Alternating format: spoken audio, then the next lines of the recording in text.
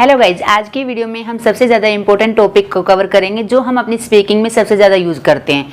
अगर आपने इस टॉपिक को अच्छे से समझ लिया तो आधी से ज़्यादा इंग्लिश इन्हीं टॉपिक के आधार पर बोली जाती है। तो करते हैं वीडियो को स्टार्ट बिना देर करते हुए। पहले हम देख लेते हैं वीडियो में हम क्या क्या टॉपिक कवर करेंगे और कैसे कैसे स्ट्रक्चर का हम यूज़ करके अपनी स्पीकिंग को इम्प्रूव करेंगे। पहला स्ट्रक्चर होगा हमारा जब is, am, are, was, were +2 + V1 + object का यूज करेंगे। आपने is, am, are, was, were का यूज काफ़ी बार पढ़ा हुआ है, आपको अच्छे से आता है। लेकिन जब इसके साथ हमारा टू लग जाता है तो जो सेंटेंस है उसकी सेंस अलग हो जाती है, सेंटेंस का जो मीनिंग है वो अलग हो जाता है। तो वो हम इस वीडियो में सीखेंगे। जब हमने कोई काम करना है, करना की सेंस में ये सेंटेंस बनेगा या करना था पास्ट में बनेगा। ठीक है, ये कार्य हम जो भी हैं वो अपनी इच्छा से करेंगे। जैसे मैंने आपके सामने एक सेंटेंस बोला मुझे उससे बात करनी है, और एक सेंटेंस बोला मुझे उससे बात करनी पड़ती है। तो जो करनी है वो मैं अपनी इच्छा से मुझे उससे बात करनी है, और जब मैंने बोला करनी पड़ती है तो उसमें मेरी इच्छा नहीं है, मेरी मजबूरी है कि मुझे उससे बात करनी पड़ती है। ये सभी चीज़ें जो कंफ्यूज करती हैं आपको वो इस वीडियो में हम कवर करेंगे। पहले देखेंगे स्ट्रक्चर कौन कौन से हैं, ओके, उसके बाद हम विद एग्जाम्पल समझेंगे। नेक्स्ट स्ट्रक्चर होगा हमारा हैज, हैव, हैड। आपने काफ़ी बार पढ़ा है, लेकिन विल हैव उसके साथ टू लग जाता है तो जो सेंटेंस है उसकी सेंस क्या निकलेगी? करना पड़ता है, पड़ता था या पड़ेगा। अगर प्रेजेंट की बात करेंगे तो करना पड़ता है, अगर हम पास्ट की बात करेंगे तो करना पड़ता था, अगर हम फ्यूचर की बात करेंगे तो करना पड़ेगा। तो हम टू का यूज करेंगे। ये मजबूरी वाले सेंटेंस होंगे। जब हमें कोई भी कार्य मजबूरी में करना पड़ेगा या पड़ता था या आगे भविष्य में करना पड़ेगा तो हम इस स्ट्रक्चर की मदद से हम सेंटेंसेस को बोलेंगे। नेक्स्ट है हमारा is, am, are, was, were +2b। जब इज, एम, आर के साथ, वोज, वर के साथ 2b का यूज होता है प्लस V3 का यूज होता है तो हम वो सेंटेंस पैसिव वॉइस में बनते हैं और उसकी सेंस निकल के आती है किया जाना है या जाना था। यानी कोई भी कार्य किया जाना है, अगर पास्ट में बताएंगे तो किया जाना था। ये सभी चीजें हम विद एग्जाम्पल सीखेंगे, अच्छे से सीखेंगे। नेक्स्ट है हमारा हैज, हैव, हैड। इनके साथ अगर B का यूज होता है और V3 का यूज होता है तो ये सेंटेंस बनेंगे हमारे मजबूरी वाले, लेकिन पैसिव वॉइस में बनेंगे ये सेंटेंस भी, लेकिन मजबूरी को बताएंगे। कोई काम किया जाना है या किया जाना था, मजबूरी में कोई काम किया जाना है या मजबूरी में कोई काम किया जाना था। जैसे उसे बुलाया जाना था, यानी कि उसका जरूरी नहीं था आना, लेकिन उसको बुलाया जाना था, उसे डांटा जाना था, उसको पीटा जाना था। ये सभी सेंटेंसेस क्या मजबूरी वाले बनेंगे, तो हम इस स्ट्रक्चर का यूज करेंगे। वो आप पे डिपेंड करता है आप सेंटेंस को किस वे में बोल रहे हैं। अगर आप इच्छा से कोई काम करना चाहते हैं तो आप is, am, are, was, were, to का यूज करेंगे। अगर आप प्रेशर में कोई काम कर रहे हैं, कोई मजबूरी में कोई काम करे तो आप हैज, हैव, हैड, टू का यूज करेंगे। ओके, नेक्स्ट स्ट्रक्चर होगा हमारा इज, एम, आर + वॉज, वर।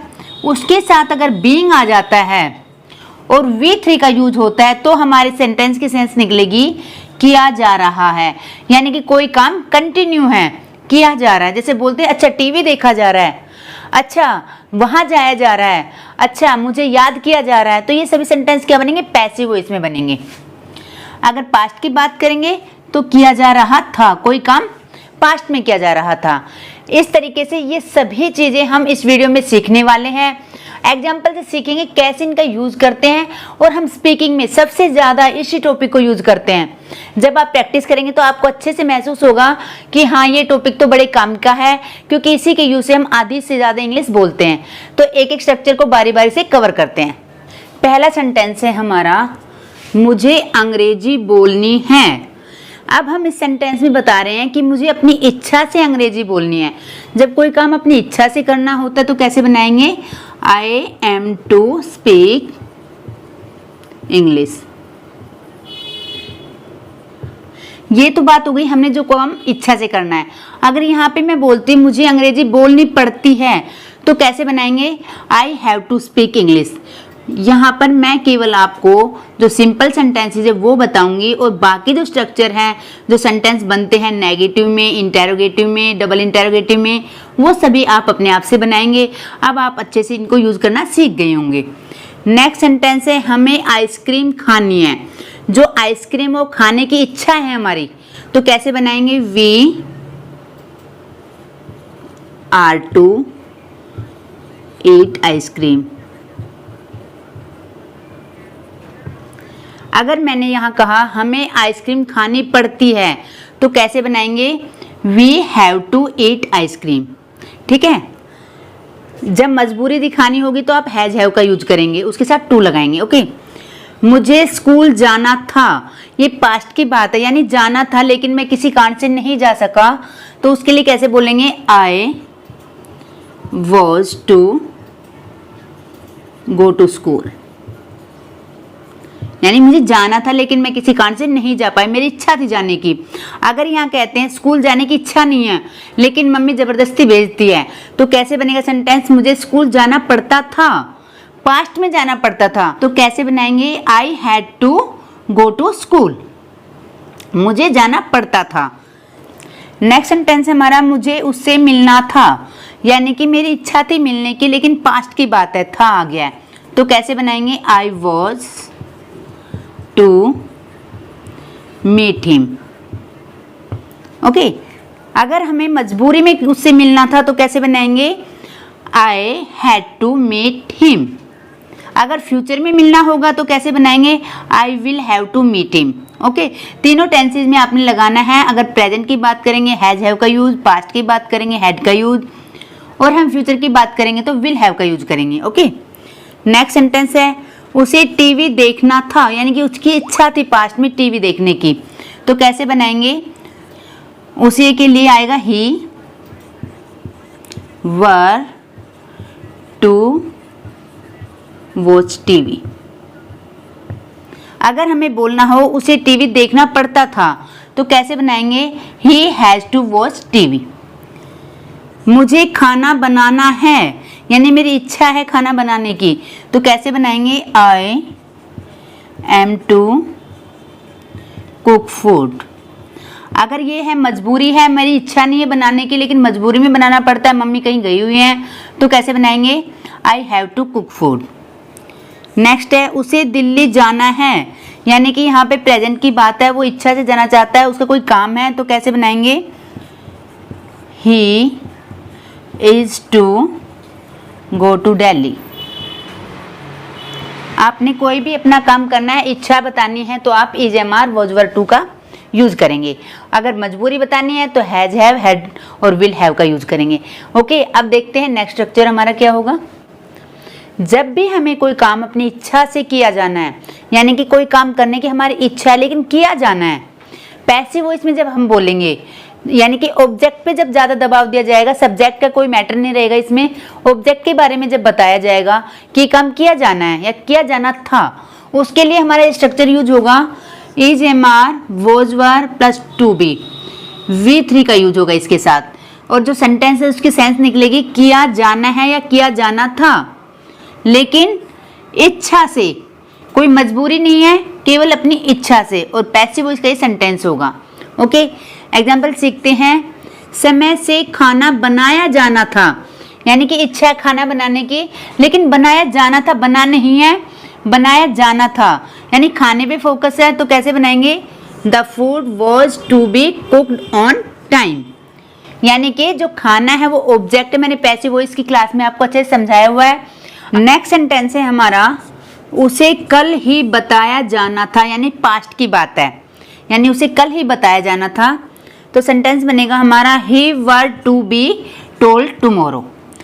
जब हमें बताना हो पैसिव में कोई सेंटेंस और जिसके सेंस निकले किया जाना है या था लेकिन मजबूरी हो, मजबूरी वाला सेंटेंस हो, वो आप पे डिपेंड करता है कि आप किस सेंटेंस को किस वे में बोलते हैं। तो हमारा स्ट्रक्चर होगा has have had plus to be का यूज होगा और V3, आपको पता है पैसिव वॉइस में V3 का ही यूज होता है।